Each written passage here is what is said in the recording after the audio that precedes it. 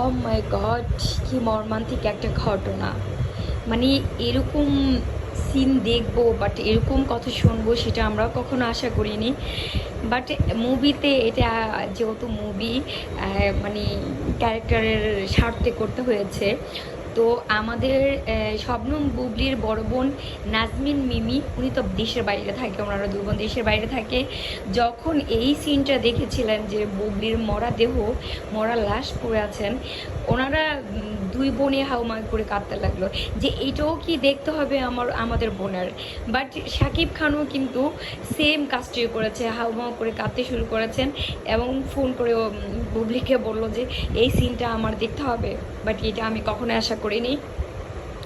তো আসলে এইটা যেহেতু চলচ্চিত্রের স্বার্থে, মুভি স্বার্থে করেছেন, আমরা আল্লাহ পাকের কাছে এই মানে আগামীকাল ঈদ, আজ তো শেষ রোজা ছিল, ইনশাল্লাহ আমরা দোয়া করি যেন আল্লাহ সব সময় যেন বুবলিকে নেক হায়াত দান করে আর ভালোভাবে থাকার তৌফিক দান করে, সৎ পথে চলার তৌফিক দান করে, আমিন।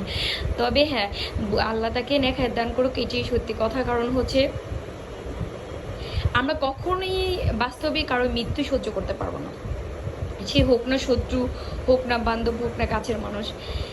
আর কিন্তু এটাও কিন্তু সত্যি কথা যে মানুষ মরণশীল, মরতেই হবে।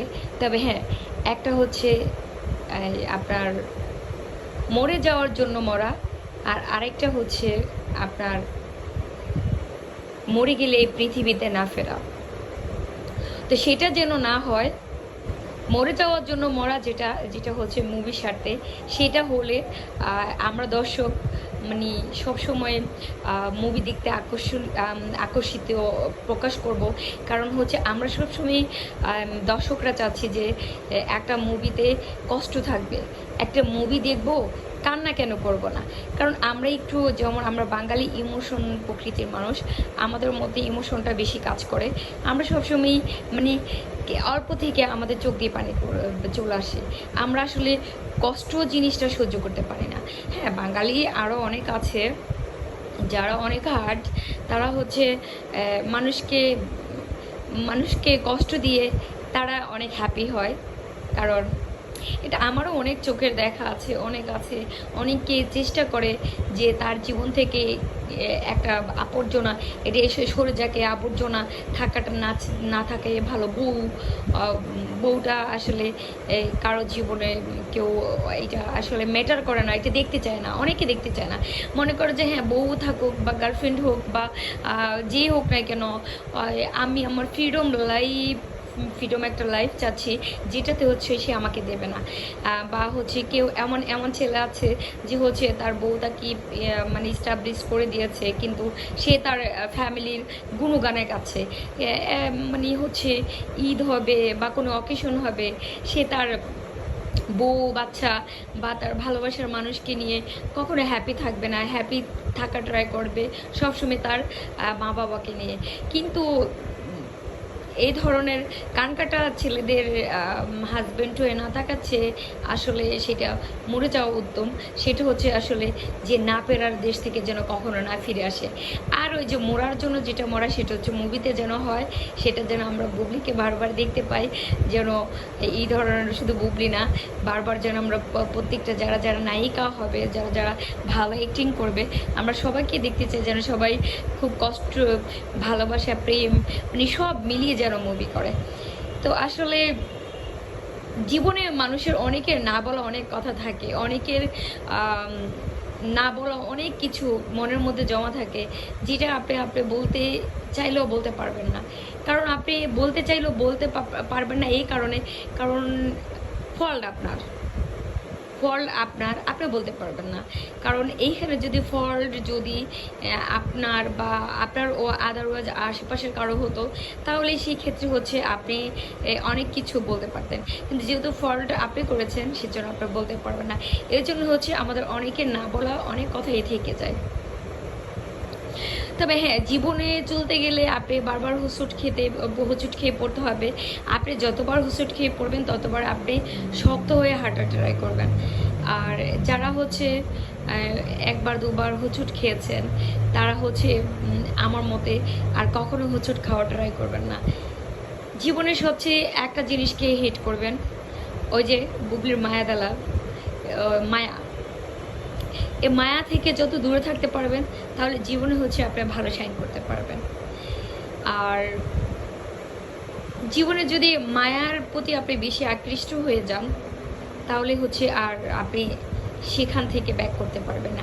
আরেকটা কথা বলে রাখি, আপনি যদি কাউকে ভালোবাসেন, আপনার হাজবেন্ড হোক আর সে যে হোক, যদি আপনি তাকে ভালোবাসেন বা আপনার আশেপাশের কেউ হোক, আপনার মা হোক, আপনার বাবা হোক, আপনার ভাই বোন হোক, বা আপনার পরিবারের পরিজন যে কেউ হোক না কেন, যদি আপনি তাকে মানে ভালোবাসেন না, বাট এরকম কোনো বই প্রকাশ হয় যে হ্যাঁ আপনি তাকে ভালোবাসেন না, তাহলে হ্যাঁ এইখানে আপনি কখনোই আর পাও বাড়াবেন না।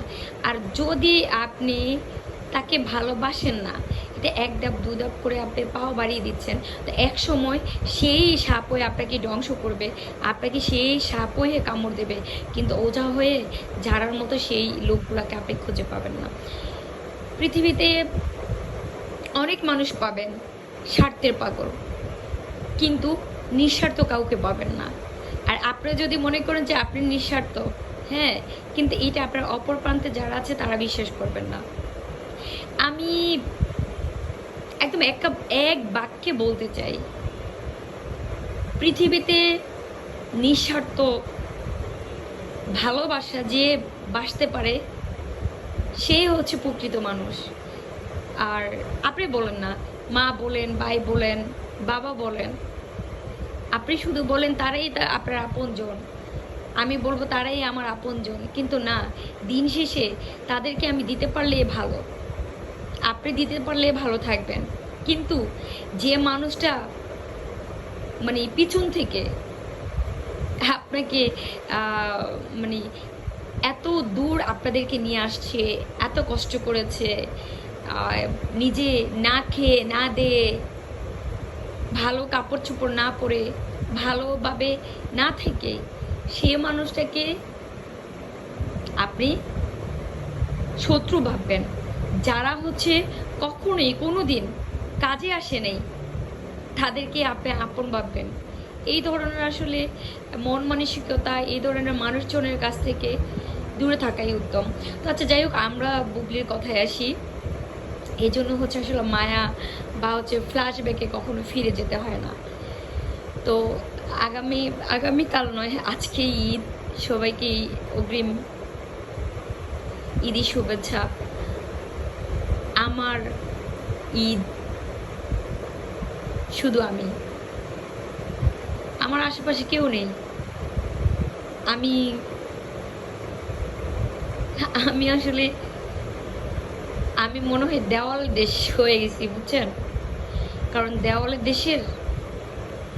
দেশ মানে তো ওই পারে বুবলি একা শুয়ে আছেন, আর শরীফুল রাজ এই পারে বসে আছেন।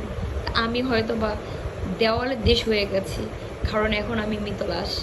সো আমরা সবাইকে সো গাইস, যাই হোক, সবাই কিন্তু অবশ্যই দেওয়ালের দেশ আর মায়া দা লাভ আর হচ্ছে আপনার রাজকুমার মুভি সবাই আমরা দেখবো ইনশাল্লাহ, বেঁচে থাকলে। সবাই ভালো থাকবেন, আল্লাহ হাফেজ।